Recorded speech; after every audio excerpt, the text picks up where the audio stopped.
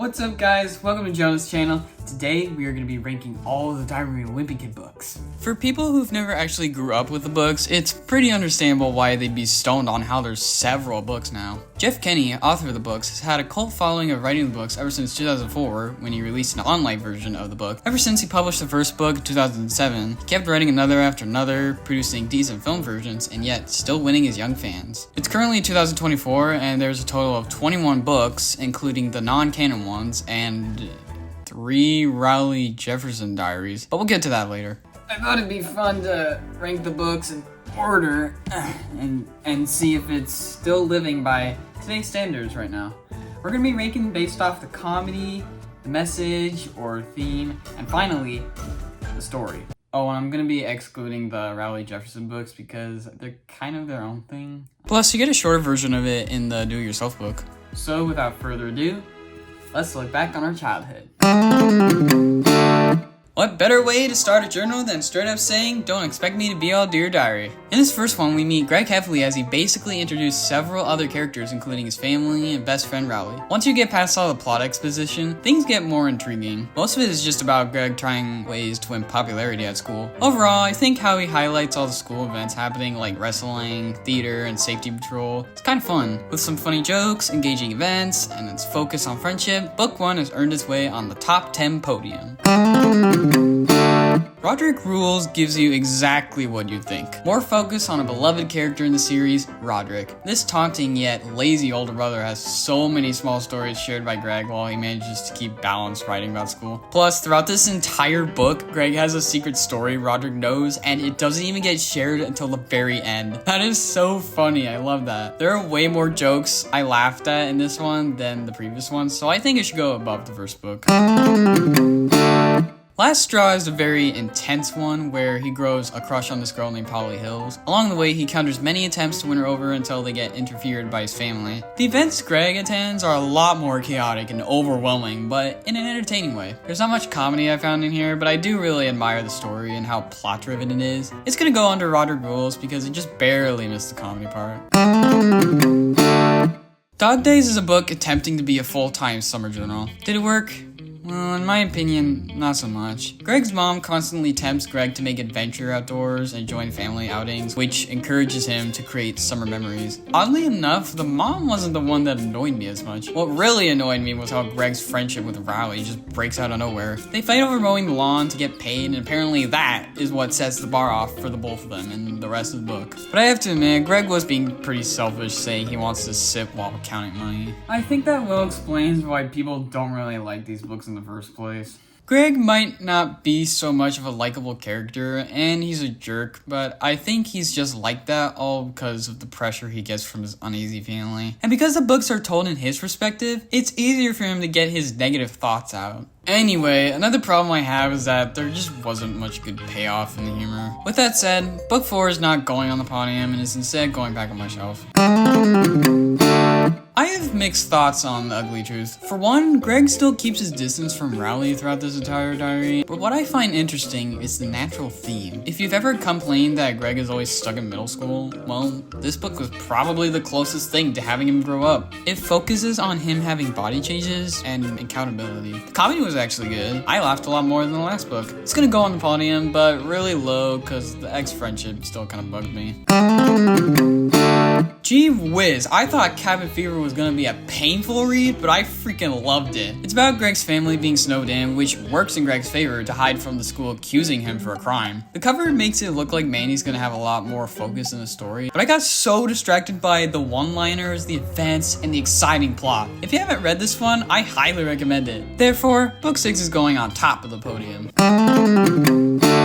Talk about hit after hit. The beginning is a little rough where Greg thinks he remembers things before he was born. But after that, story begins and we find out his school is opening a Valentine's dance, which begins what many middle schoolers can connect with, looking for a date. I think the book does a successful job with its comedy once again by having Greg telling his goals to win a date after several attempts. While this one might not be admiring to everyone, I personally found it good and funny. I'm placing it under Cabin Fever for its engaging story.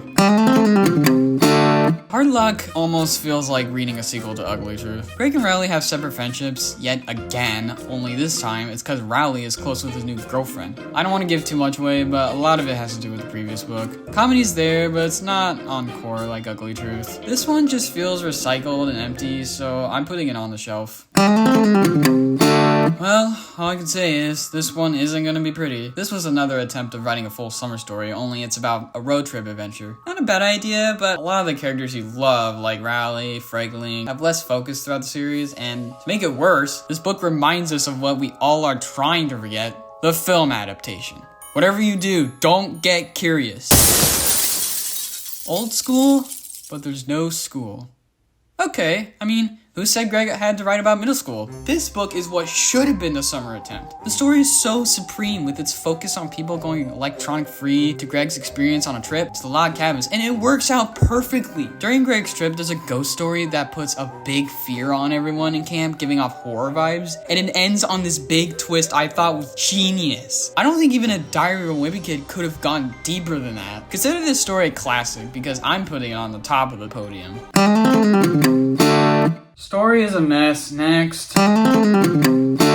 While many fans say Double Down is the worst in the series for its confusing plot and random filler, this one just drives me nuts. What else can you say? It's literally a sequel of The Long Haul, but on a plane. The whole book doesn't even happen on a plane. All we get is some stupid vacation on some island where the family leaves Roderick in the ocean and steals clothing. The character choices are awful, the jokes are stupid. This book belongs way down on the bottom.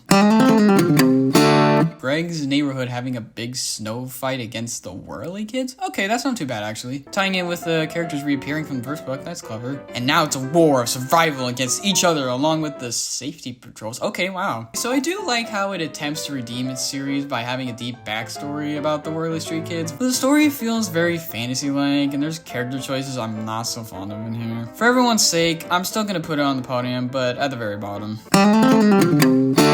If you guessed Ugly Truth and Hard Luck would be the closure books, you need to get your hands on this one. The Heffleys complain about their house growing old and falling apart, so they hire construction men to repair it. But after some trouble breaks loose, they best decide to just move out to a bigger home. However, when Rowley finds out, he fears that his close friendship with Greg might be out of reach. This is the closest thing I've ever felt having a heartwarming moment between these two. The plot is funny, the climax is intense, Wrecking Ball is going on the podium, but above Milltown.